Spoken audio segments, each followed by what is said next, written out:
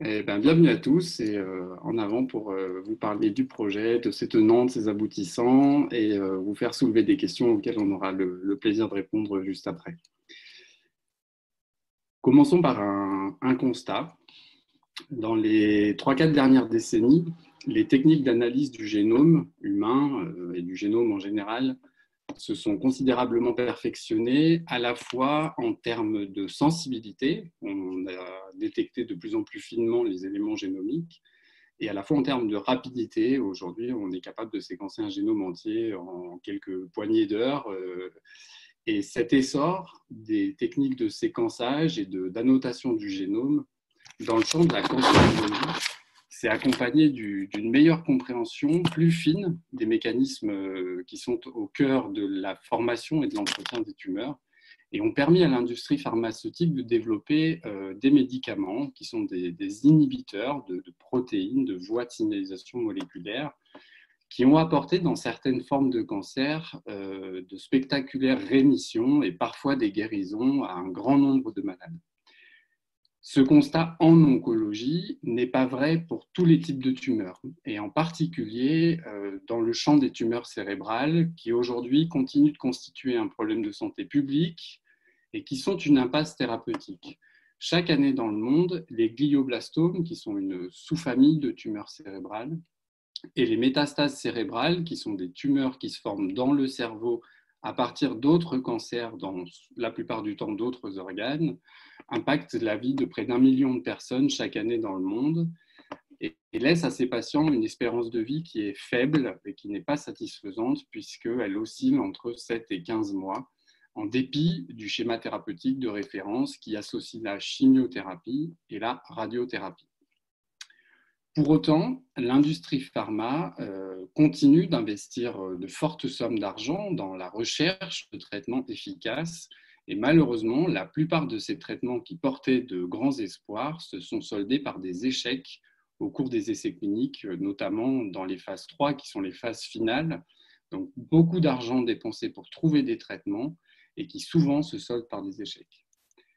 Une des raisons principales de cet échec dans le champ des tumeurs cérébrales peut s'expliquer par la très grande hétérogénéité intratumorale de ces tumeurs et aussi des différences d'expression de phénomènes moléculaires entre la tumeur elle-même et son environnement immédiat, qu'on appelle environnement péritumoral. De cette façon, si on réalise à l'intérieur d'une tumeur plusieurs prélèvements et qu'on fait plusieurs analyses des anomalies moléculaires, on a vraiment l'impression d'avoir affaire à différentes pathologies. Il s'est publié de nombreux articles dans le monde, dans des journaux à comité de lecture, qui documentent ce phénomène. Donc la tumeur n'est pas une entité homogène, elle est complexe et elle présente tout un tas d'aberrations qui sont loco-régionales, entre guillemets. À ça s'ajoute un autre phénomène, c'est que dans l'environnement direct des tumeurs, à la frontière entre le tissu tumoral et le tissu sain, donc le tissu péritumoral, on trouve là aussi des mutations, des anomalies moléculaires qui sont spécifiques de la région péritumorale et qui sont différentes de ce qu'on observe dans les tumeurs. On va rajouter un petit constat qui est dramatique, c'est que si en première intention, tous les patients qui peuvent en bénéficier ont une chirurgie pour ôter cette tumeur, 90% des patients, malheureusement, vont faire une récidive. C'est bien souvent ce qui emporte les patients.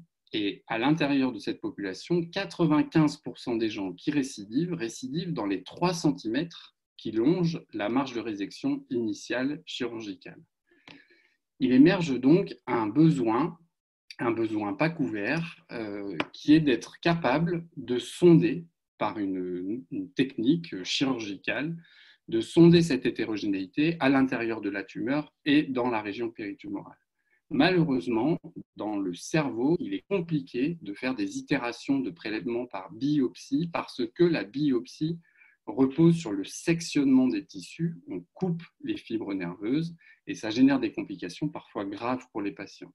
C'est donc la limite et le besoin émergent est de disposer d'une technologie qui va permettre de faire non pas un prélèvement unique, mais des prélèvements multiples, d'avoir une cartographie en plusieurs points physiques dans la tumeur et dans l'environnement péritumoral pour intégrer la complexité et faire des analyses moléculaires de manière extensive pour avoir une cartographie des anomalies en présence et avoir une technologie qui, du coup, parce que l'on veut multiplier le nombre de prélèvements et aller faire des prélèvements dans des régions où on ne peut pas faire une biopsie, avoir une technique qui est complètement non lésionnelle.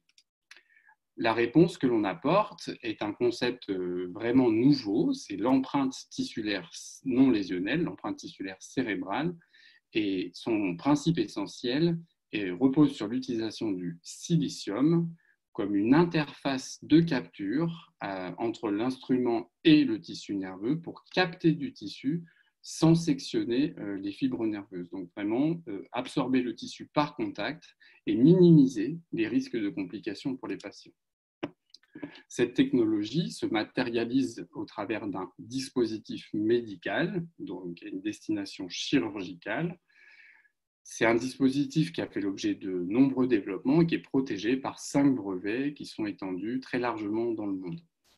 Le dispositif se présente sous la forme d'un long tube guide en inox qui est fenêtré à son extrémité, il est évidé et à l'intérieur du tube guide, on insère un stylet sur lequel est collée la puce en silicium. Et par ce design, on a 2 positions au travers du tube guide, une position fermée dans laquelle la puce en silicium est protégée dans le dispositif et une position ouverte qui est la position qui fait le contact entre le silicium et le tissu nerveux. Et ce contact bref, d'1 minute, suffit pour capter à la surface du silicium une fine couche de tissu qui sera analysable par la suite par des techniques de biologie. On obtient une capture spatialisée, on fait un prélèvement dans une région ciblée grâce aux outils de neuronavigation et de repérage chirurgical. On a un prélèvement qui est spécifique, on prélève que la région d'intérêt et on protège l'échantillon pendant l'abord chirurgical et pendant le retrait du dispositif. On a pu montrer dans l'essai clinique inaugural de preuve de concept chez l'homme que la technique est parfaitement non lésionnelle, elle ne génère pas de complications et on ne déclare aucun effet secondaire grave pour les patients liés à son utilisation. Cette technique est compatible avec plusieurs configurations d'intervention chirurgicale en neurochirurgie. Plusieurs techniques différentes permettent d'aller explorer le cerveau, explorer entre guillemets, et il était important de montrer que ce dispositif d'empreinte est compatible avec l'ensemble des configurations. Et enfin, ce dispositif sera vendu stérile et à usage unique dans sa commercialisation.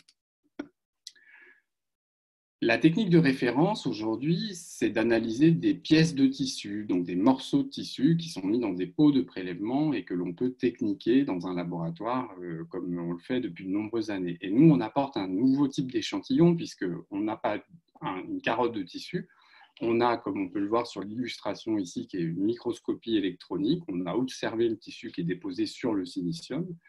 Et l'échantillon, pour nous, dans notre cas, c'est donc du tissu, une fine couche qui est déposée sur la puce en silicium, elle-même étant collée sur un pistolet en inox. Donc, il était très important de développer en parallèle des accessoires, des ancillaires, des périphériques de ce dispositif chirurgical qui vont permettre le recueil de l'échantillon. C'est ce qu'on peut voir ici, le stylet est inséré dans ce petit dispositif et on peut le casser.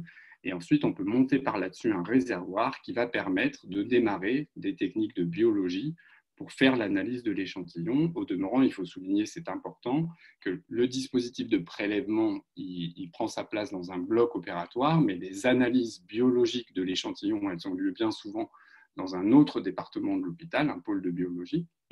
Et donc, il faut aussi assurer la vraie vie, c'est-à-dire être capable de recueillir l'échantillon et d'assumer que peut-être il va mettre plusieurs heures pour aller au pôle de biologie, il sera analysé plus tard. Donc on met en place l'ensemble des périphériques qui vont permettre de faciliter la manipulation, la stabilisation, puis l'analyse de l'échantillon. Et on a pu, sur ces systèmes, déposer un brevet en nom propre de la société qui a été délivré et qui est en cours d'extension dans le monde là aussi. La société aujourd'hui est opérée par une équipe pluridisciplinaire, très complémentaire. Sont présents ce soir Brieux Turluche, notre président et directeur financier, moi-même, qui assure la direction générale de l'entreprise et la gestion des affaires réglementaires au sens large. Ali, qui est présent aussi, notre directeur scientifique, qui apporte une grande expertise dans l'utilisation du silicium pour des applications santé. Céline Leclèche, qui est technicienne de laboratoire, qui travaille sur la technologie avec nous depuis de nombreuses années et qui a une expertise très forte dans la gestion de ces échantillons d'un type tout à fait nouveau. Et enfin, Hugo Noraz, qui est alternant chez nous cette année, qui est assistant qualité et qui vient nous aider à valider les systèmes d'information qui permettent de faire tourner au quotidien le système de management de la qualité de l'entreprise. On a bénéficié depuis la création de nombreux soutiens et prestigieux soutiens financiers, puisqu'on était lauréat du Grand Prix Santé du concours iLab, du concours mondial de l'innovation et plus récemment du concours Innov de BPI France. Et puis on a pu, avec nos partenaires académiques, aller chercher des compléments de subvention sur des projets de R&D, notamment au travers d'un preuve de concept du Clara et du Nainer. Ces partenaires, qui sont-ils? Ils sont particulièrement importants. Ce sont des partenaires académiques et des cliniciens, en particulier l'unité INSERM qui s'appelle Brain Tech Lab, qui est à Grenoble, qui est dirigée par le professeur François Berger et qui a une longue expertise des technologies innovantes pour explorer le cerveau pathologique et qui nous aide au quotidien dans un contrat de collaboration pour poursuivre nos développements et asseoir leur légitimité à la fois biologique et médicale. Et on peut citer aussi les cliniciens, les centres de neurochirurgie, différents centres français qui aujourd'hui participent à l'essai clinique, la neuropathologie, la NAPAT, qui est indispensable pour valider les développements qu'on fait, et aussi des partenaires industriels qui participent, qui sont des sous-traitants, mais qu'on préfère qualifier de partenaires parce que ce sont des partenariats et qui contribuent à la fabrication et à la libération des dispositifs pour la santé. Quelques mots sur la certification ISO 13485 de la société. Cette certification, elle est particulièrement importante. On l'a obtenue l'année dernière et c'est un vrai fait marquant depuis la création, puisque cette certification, elle vient attester la qualité des processus qui font tourner l'entreprise à différents niveaux afin de garantir la finalité, c'est de garantir la sécurité pour les patients en raisonnant toutes nos approches d'une façon qui est fondée sur le risque pour les malades. On a articulé l'entreprise autour de plusieurs processus, certains qui sont des processus de soutien très matériels, les achats, évidemment les ressources humaines pour que ça se passe bien dans l'équipe, et puis des parties un peu plus dures, la production, les affaires réglementaires, les ventes, comment on va administrer nos ventes. L'essentiel étant capable à tout moment de tracer la vie d'un dispositif depuis les achats des matières premières jusqu'à son utilisation à l'hôpital. Pourquoi cette certification est importante? Parce que les sociétés, les fabricants qui disposent d'un certificat de conformité à l'ISO ont une présomption, il s'agit bien d'une présomption, mais une présomption de conformité aux exigences essentielles imposées pour le marquage CE. Donc cette certification fait gagner du temps sur les demandes de marquage CE parce qu'elle vient reconnaître la qualité et le bon déploiement des exigences réglementaires en amont du marquage CE, et c'est très important puisque ça va faciliter, ça devrait faciliter l'accès au marché l'année prochaine au travers du marquage CE. Pour résumer, on peut prendre l'approche comme elle est décrite ici. Les empreintes tissulaires non lésionnelles que l'on peut réaliser avec notre dispositif d'empreinte permettent une analyse moléculaire des tumeurs et de leur environnement en facilitant la préparation de l'échantillon pour le séquençage. La finalité est d'administrer pour chaque patient le bon traitement. Nous rendons matérielle la médecine personnalisée, la médecine de précision. Une question qui revient souvent et à laquelle on a souhaité apporter une réponse dans cette présentation: où est-ce qu'on en est et qu'est-ce qu'on a conclu du premier essai clinique? Dans ce premier essai clinique, qui a inclus 35 patients aujourd'hui, sous la promotion du CHU de Grenoble et sous la responsabilité du professeur Berger, on a pu montrer que chez ces 35 patients, de manière systématique, la technologie a atteint sa performance. Donc on a montré qu'on capte toujours un prélèvement de tissu et qu'il n'y a pas de complications, il n'y a pas d'effet secondaire pour les patients. Ça se passe très bien. Et c'est un facteur très important puisque c'est le déterminant essentiel du marquage CE. Par ailleurs, on a pu montrer que les prélèvements qu'on obtenait avec la technologie sont parfaitement compatibles avec les standards d'analyse, on appelle ça les omics, les modalités d'analyse en biologie, et avec un gros focus sur le séquençage de l'ADN et le séquençage de l'ARN. Donc aujourd'hui, on sait que nos échantillons, qui sont petits par rapport à un échantillon de tissu de biopsie, sont parfaitement compatibles avec l'analyse moléculaire. Et enfin, on a souligné, et c'est assez important, que lorsque, pour un patient donné, on étudie son génome, on cherche des mutations génétiques qui sont responsables d'aberrations dans la tumeur. Mais le génome tout seul ne suffit pas. Il faut, pour être tout à fait complet, prendre en compte l'expression et l'expressivité du génome. Donc, on est à la recherche de mutations qui s'expriment fonctionnellement. Et on doit pour ça corréler les données de séquençage génomique avec les données de séquençage transcriptomique. Et on parle là de jeux de données qui sont considérables. Si on était vulgaire, on dirait que c'est du big data. On ne sera pas vulgaire. Mais on a besoin d'outils qui vont nous permettre de processer cette information. Il y a beaucoup d'informations dans le génome, il y a beaucoup d'informations dans le transcriptome, et il faut croiser ces données pour filtrer les entités moléculaires qui sont vraiment responsables de la pathologie et qu'ensuite on va pouvoir cibler avec des thérapies. Donc là, il y a un développement qui est à conduire, qui est un pipeline qui va logiciel et qui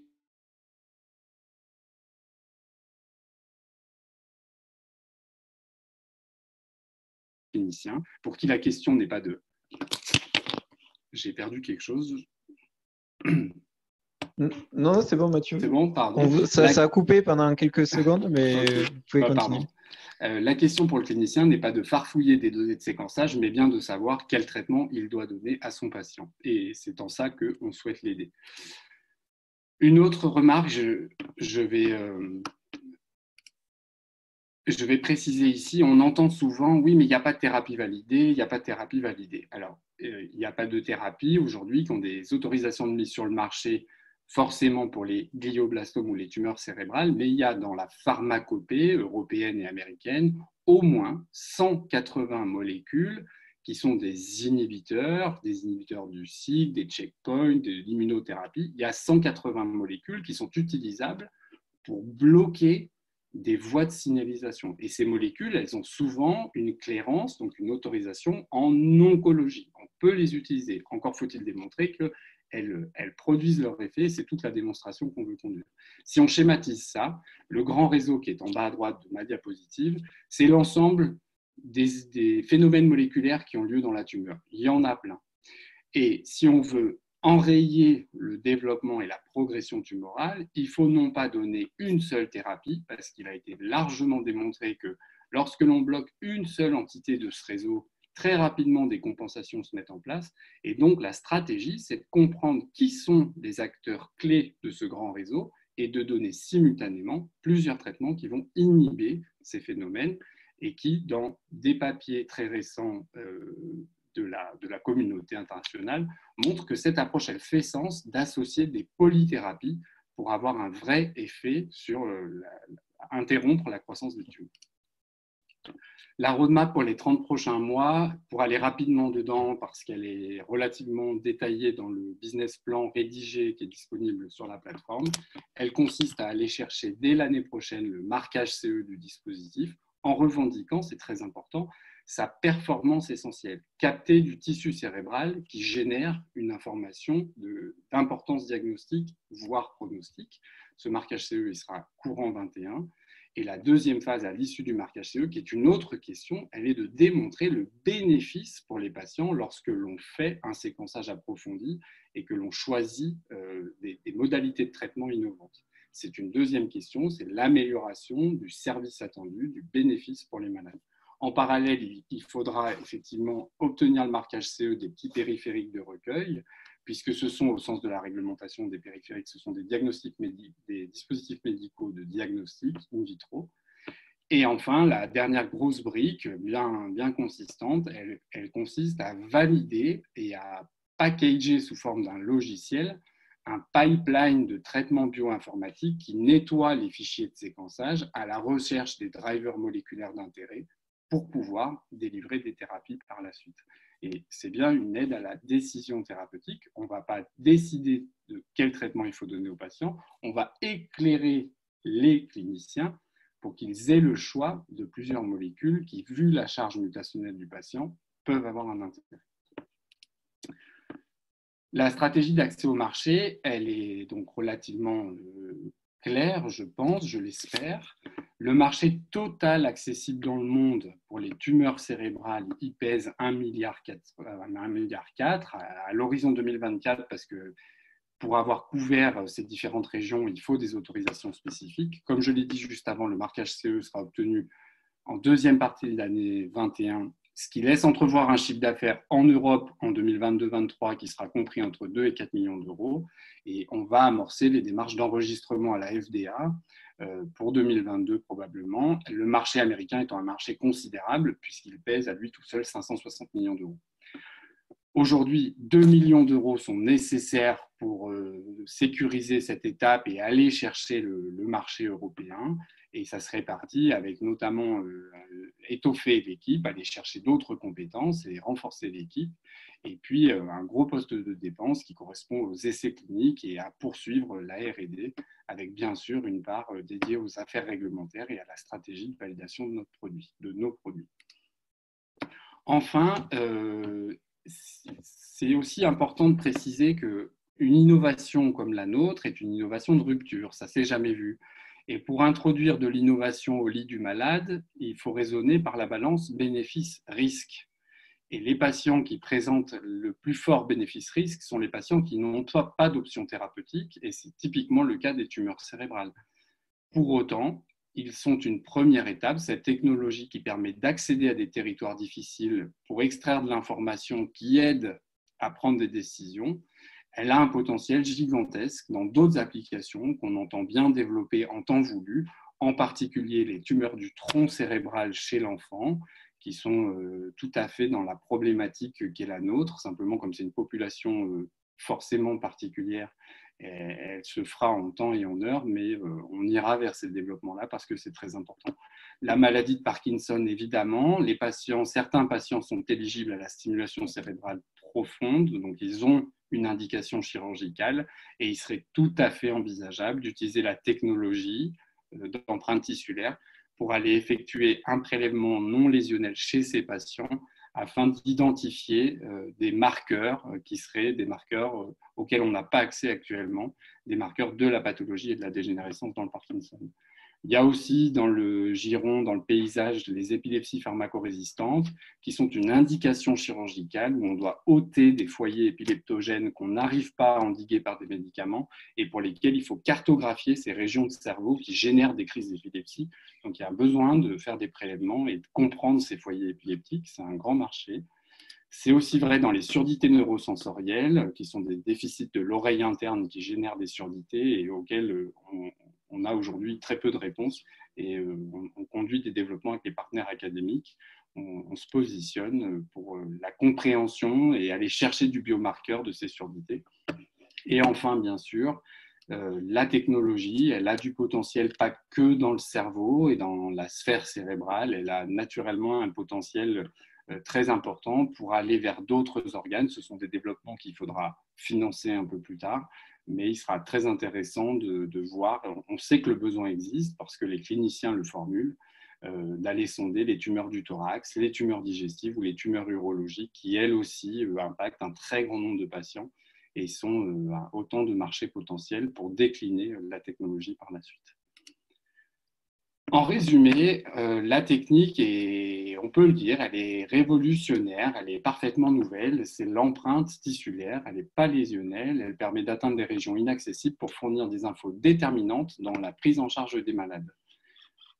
MedInprint est opéré par une équipe opérationnelle qui fonctionne vraiment très bien et que j'ai grand plaisir à coordonner et qui est particulièrement motivée, il faut le dire. On est protégé par une IP qui est forte et qui est très étendue dans le monde. Le premier essai clinique First in Man qui a été réalisé a permis de recueillir des données de sécurité sur déjà 35 malades, ce qui est considérable et vient montrer que la technique n'est pas risquée. 40 patients seront encore inclus pour consolider le rapport d'évaluation clinique et demander le marquage CE dans la foulée l'année prochaine. La certification ISO, comme j'ai pu le dire, sera un formidable catalyseur pour l'obtention de ce marquage CE et permet aussi de faire vivre l'entreprise avec des processus qui tournent bien, qui sont établis, qui sont robustes et qui aident à travailler la qualité au service des humains. Ce n'est pas forcément un gros mot. Le besoin financier, je l'ai dit, est de 2 millions, dont 1,4 million sont sécurisés par d'autres sources de financement et une grosse partie dans le concours Innov de BPI.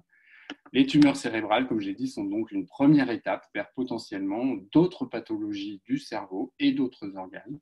Et enfin, ce concept, qui est assez universel, prélever du tissu pour mieux comprendre la pathologie, se positionne dans l'air du temps puisqu'il va permettre de répondre clairement aux défis que pose dans la société la cancérologie et le vieillissement. Je vous remercie beaucoup de votre attention et on est à votre disposition pour répondre aux questions.